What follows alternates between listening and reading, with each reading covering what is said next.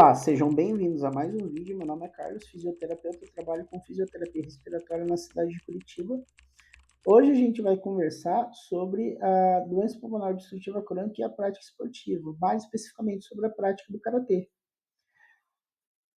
Então, se você é novo por aqui, já se inscreva no canal, deixa o seu like e vamos para o vídeo. Então, a doença pulmonar obstrutiva crônica é uma doença que, em sua totalidade, ela acomete fumantes e ex-fumantes. Ela é composta por dois fatores. A destruição alveolar, que é o enfisema em si, ou a bronquite crônica. Isso ocasiona um aumento de resistência na via aérea. Esse aumento de resistência na via aérea vai ocasionar o que no paciente? Redução de mobilidade nas costelas. A mobilidade articular das costelas fica reduzida. E com isso, esse paciente passa a recrutar de uma maneira mais passa a recrutar de forma maior os músculos acessórios da respiração, que são músculos que não deveriam estar sendo usados em repouso. Essas são algumas características do paciente. E esses músculos são músculos da região do ombro e do pescoço. Então aqui, ó, olhando de frente, nessa setinha que está indo para o lado direito, esse daqui é um músculo que mantém a elevação do ombro. Quanto maior a contração desse músculo, maior a elevação do ombro. Isso é ruim para a respiração. A outra setinha ali que vocês estão vendo, a setinha indo para a esquerda, está se referindo aos músculos do pescoço, que são músculos também que têm uma tendência a estarem hipertrofiados nesse grupo de pacientes. Tá?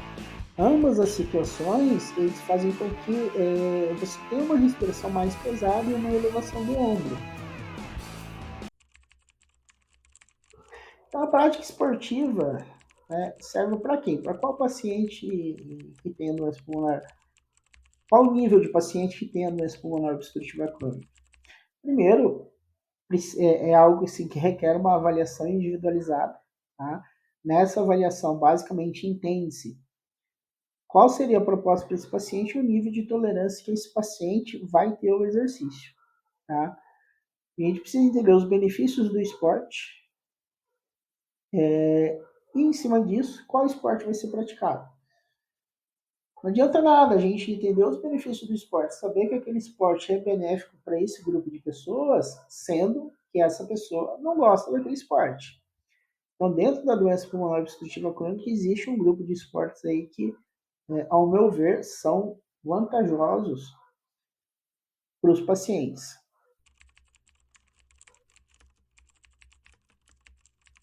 Essa prática esportiva, ela vai ser para o paciente com doença pulmonar obstrutiva leve ou moderada, ou grave. No geral, as pessoas acham que seria só para o paciente leve ou moderado, mas eu acredito que o paciente grave, já o paciente com em oxigenoterapia, poderia se beneficiar do karatê sem problemas. Então, dentro dos esportes que teria algum benefício para o paciente com doença pulmonar obstrutiva crônica, a gente pode citar natação, musculação e artes marciais. Eu vou falar em outros vídeos aí da natação e da musculação.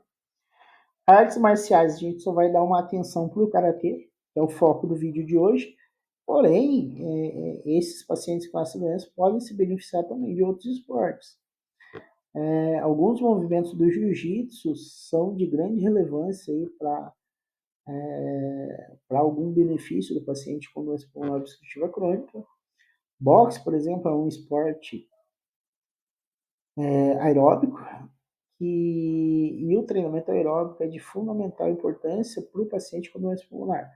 É claro que a gente precisa entender qual vai ser a dosagem desse treinamento aeróbico.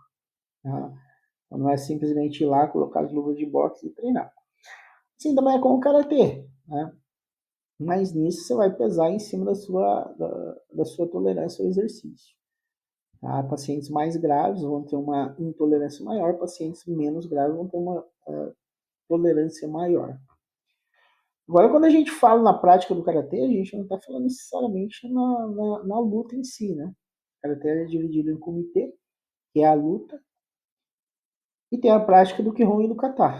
Tá? A prática do Qigong e do Kata são muito importantes para a pessoa ter um nível de consciência corporal, um nível de consciência da respiração. E algo que o paciente com doença pulmonar obstrutiva crônica perde muito ao longo da vida, ao longo da evolução da doença, é a consciência respiratória. Até porque essa consciência respiratória depende de uma condição boa de outros músculos, como, por exemplo, músculos abdominais. Um músculo importante que é bem utilizado dentro do karatê é um músculo chamado ilioipsoas. Esse músculo estimula muito, de forma indireta, o diafragma. Geralmente, o treinamento de perna ativa muito esse músculo chamado ilioipsoas. Né? Mas isso, assim, é a minha opinião dentro desse contexto aí de referente à prática do karatê pelo paciente com doença pulmonar obstrutiva crônica. Então, o próximo slide, a gente vai ver um vídeo de um dos treinamentos dos alunos de uma academia daqui de Curitiba, Academia Bodhidharma. É uma academia de karatê que eu treino, que faz algum tempo aí que eu estou afastado do treino de karatê, mas eu frequento essa academia. Então a gente vai ver o slide, um vídeo deles treinando, depois eu vou fazer alguns comentários sobre esse treinamento deles, tá bem? Todo soco que há bem forte. Vou contar com o passado, pessoal. É o último kata da semana. Então tem que ser valendo, tá bom? Relaxa o ombro, relaxa a musculatura. Sai com velocidade e faz uma engrenagem para gerar o primeiro.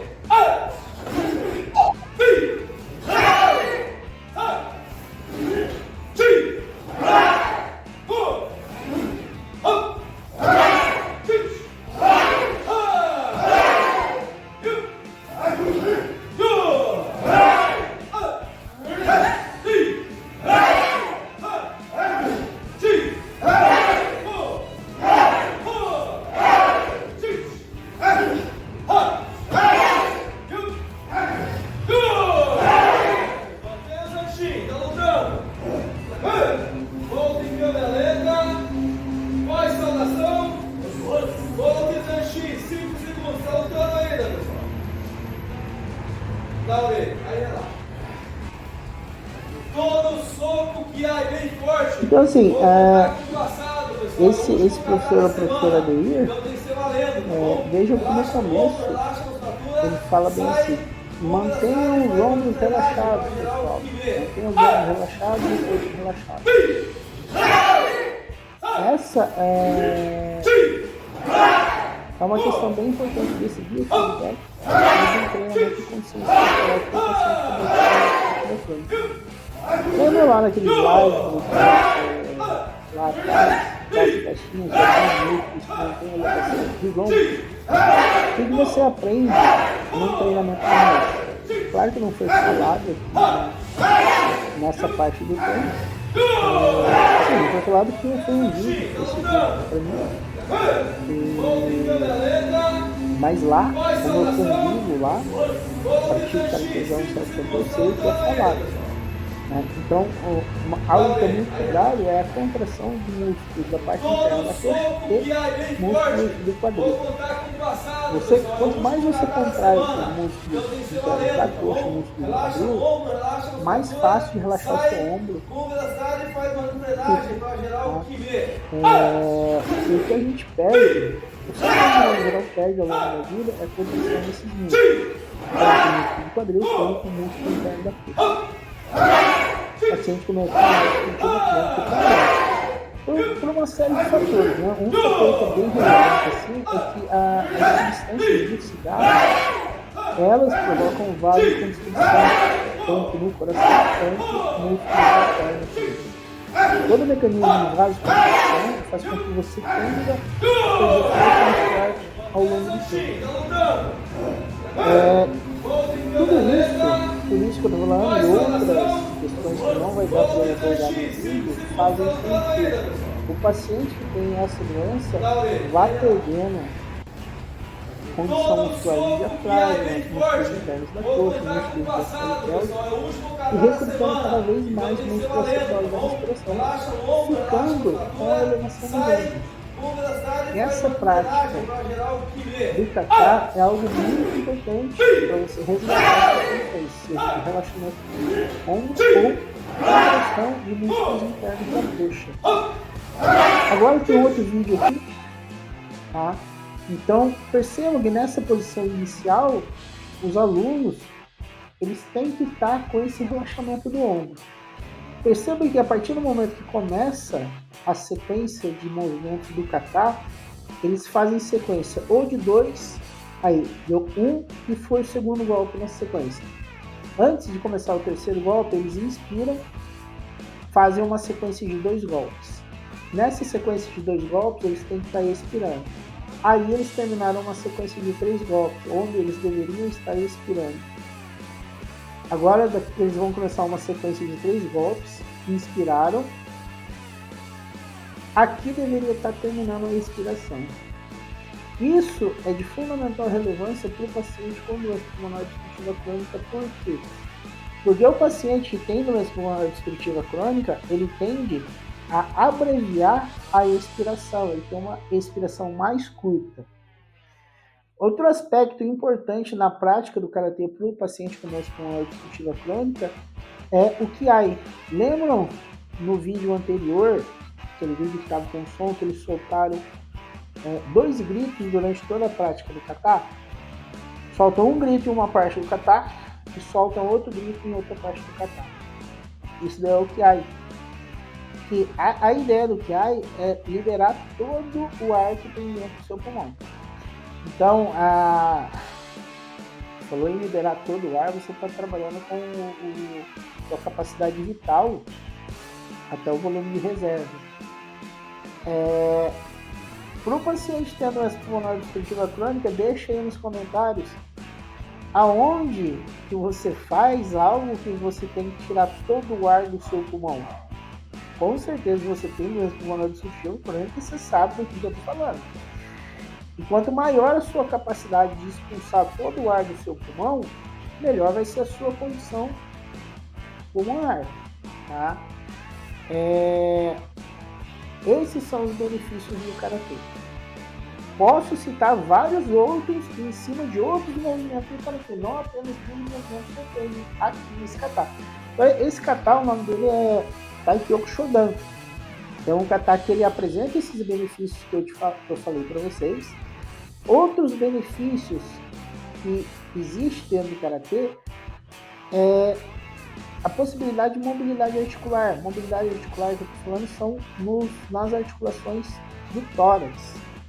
Quanto maior a mobilidade na articulação do tórax, mais livre é o seu movimento respiratório. Tendo um movimento respiratório livre, a sua respiração flui melhor. Outro detalhe também, em alguns movimentos do karatê, a gente consegue manter um alongamento de fibra diafragmática.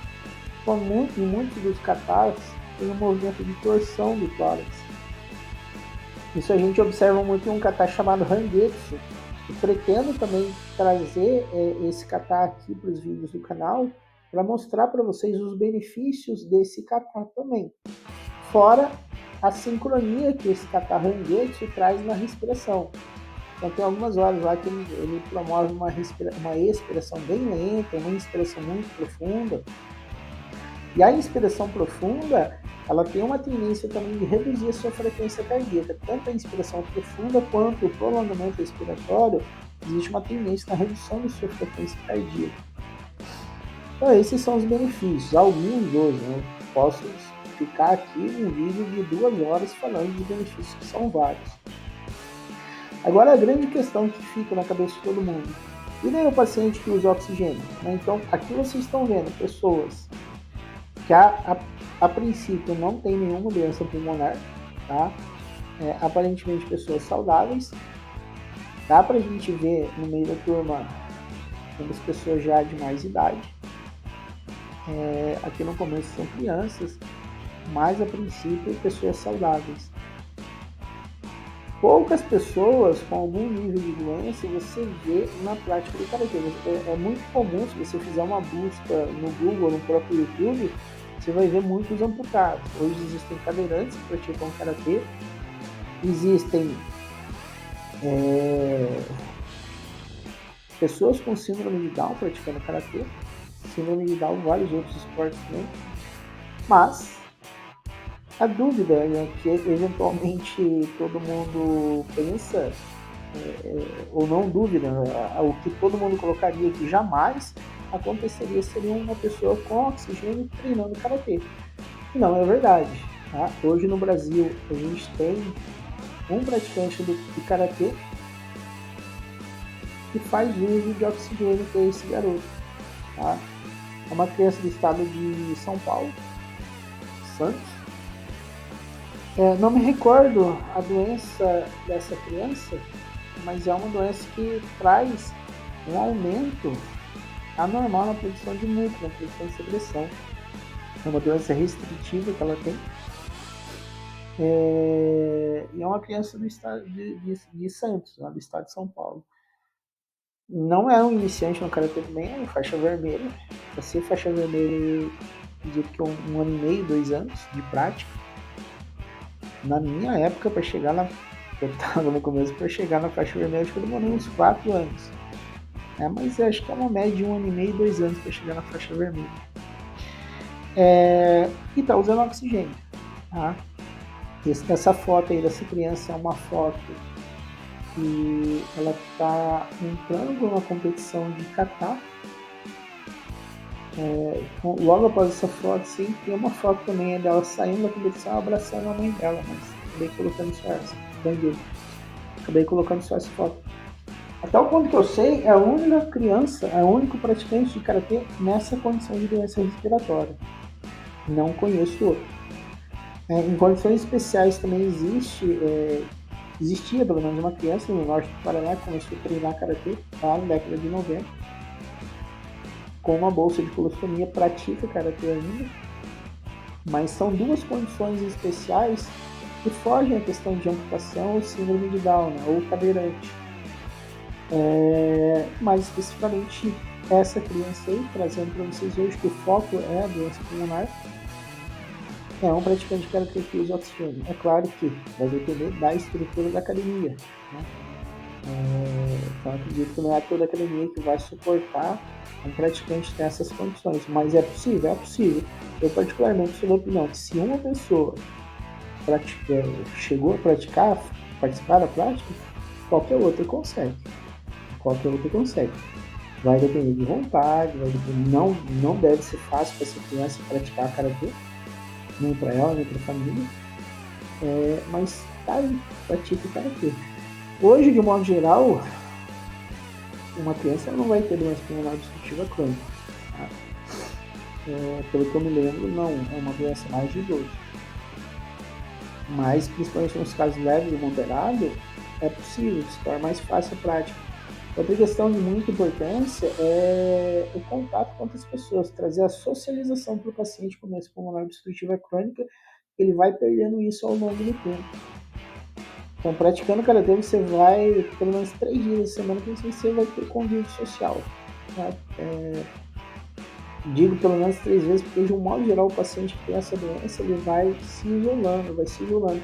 Quanto mais você se isola, maior é a possibilidade de você ter o declínio da doença.